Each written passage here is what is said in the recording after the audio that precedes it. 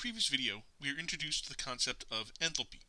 We talked about the fact that if the pressure is constant, which is a lot of the time for chemical and biological processes, then the enthalpy is the heat of the reaction.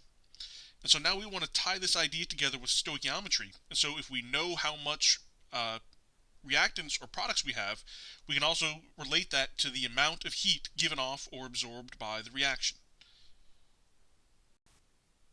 So the enthalpy of reaction, abbreviated delta H with a subscript Rxn, tells us about the amount of heat generated or absorbed when a chemical reaction occurs. And of course this depends on the amount of substances present. If I double the amount of reactants, I'm going to double the enthalpy or the heat produced. And so when we write a thermochemical equation, when we have the balanced equation, the delta H of reaction that we write for that depends on the moles of the substances reacting. And so as this reaction is written, if 2 moles of hydrogen peroxide react to give 2 moles of water and 1 mole of oxygen, then when those exact amounts react, that's what produces negative 196 kilojoules. And so we can write conversion factors involving the stoichiometric coefficients and the enthalpy, just like I can write the molar ratios between, say, hydrogen peroxide and oxygen. Right? Just as I can say that 2 moles of H2O2 will produce 1 mole of O2, I can also say that 2 moles of H2O2 will release 196 kilojoules of enthalpy. Alright, so let's look at some specific examples of this. Alright, so the same chemical reaction that we were dealing with on the previous slide. And so we're told that liquid hydrogen peroxide is an oxidizing agent in many rocket fuel mixtures because it releases oxygen gas on decomposition. It also produces heat when it reacts, as evidenced by the fact that the delta H is negative. So this is an exothermic process. And so I want to know how much heat is released when 732 kilograms of hydrogen peroxide decompose. And so from the thermochemical equation, we know that 2 moles of hydrogen peroxide will produce negative 196 kilojoules. So I can write that 2 moles of H2O2 will produce negative 196 kilojoules. Right, and so just like when I'm doing stoichiometry with masses, I need to get my amount of hydrogen peroxide into moles. And right now it's in kilograms. Right, so I'll need to use the molar mass to do that, but of course, to use the molar mass, I need the mass to be in grams, so I've got to get those kilograms to grams. Now I could do all of this in sort of one stoichiometry process, but I'm going to break it up into 2 steps. First, I'm going to get that kilograms into grams. So I'm going to use that 1 kilogram is 10 to the 3rd grams. So I have my 732 kilograms, 1 kilogram on the bottom, 10 to the 3rd grams on top, and so I have 732,000 grams. Alright, I need the molar mass of hydrogen peroxide, and I need the conversion between moles of hydrogen peroxide to enthalpy, which I have. Right, and so the molar mass of hydrogen peroxide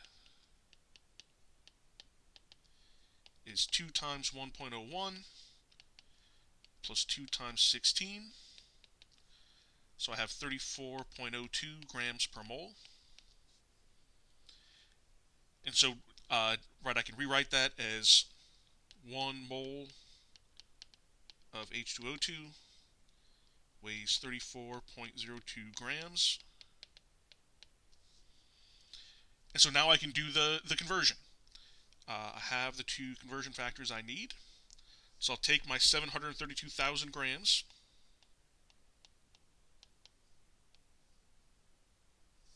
Now, let's clean that up a little bit.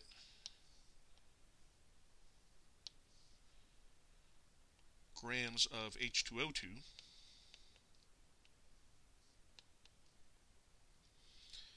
And so I'll put my 34.02 grams of hydrogen peroxide on the bottom. 1 mole of hydrogen peroxide on the top. So I've used that conversion factor. And then we have 2 moles of hydrogen peroxide will produce negative 196 kilojoules.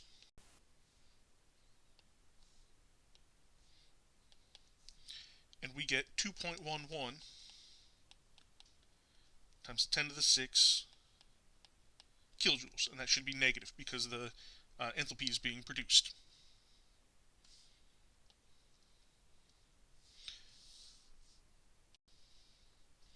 Okay, here's another related example. In the last problem, we were given the amount of one of the reagents, and we wanted to determine the amount of energy that would be produced. And we can go the other way. In this case, we're given the enthalpy, and we want to calculate the mass, in this case, of the products that are produced if that much enthalpy is absorbed.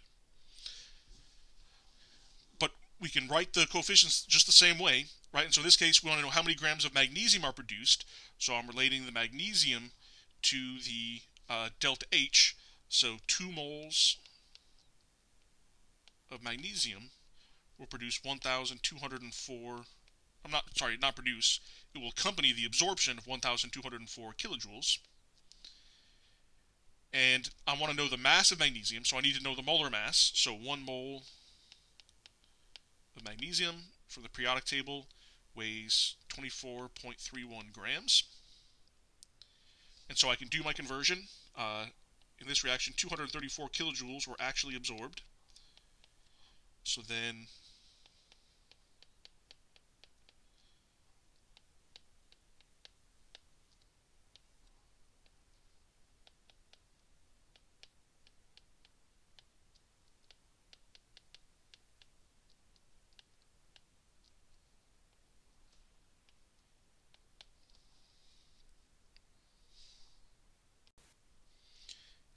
and I end up with 9.45 grams of magnesium.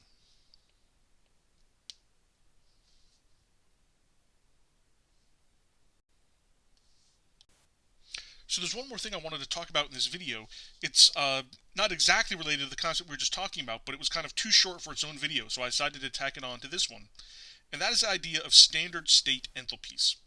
So it turns out a lot of things can affect the enthalpy that a substance has and the change in enthalpy for reaction. Some of these things are pressures and concentrations, and so if 2 different researchers are running a reaction under different conditions, they might get different results. And so that everybody's sort of comparing apples to apples, we have defined what are called standard state enthalpies. And so very often when you see enthalpies reported in textbooks and in reference sources, they're often given in these standard states. And so we need to know what the standard states are. And so for gases, the standard state is 1 atmosphere. For substances in solution, the standard state is 1 molar. And for solids and liquids, the standard state is the pure liquid or solid at a pressure of 1 atmosphere. And to designate something as a standard state enthalpy, so that we know that it is a standard state enthalpy, we put sort of a degree symbol to the right of the delta H. And so when you see a delta H with that degree symbol, we call that naught. We know that it's a standard state enthalpy. So I would, if I was saying that term, I would say that's delta H naught. And so standard state enthalpies are definitely at 1 atmosphere, but I haven't mentioned the temperature here. In principle, standard state enthalpies could be at any temperature, but if no temperature is given, then we assume 25 degrees Celsius, or 298.15 Kelvin.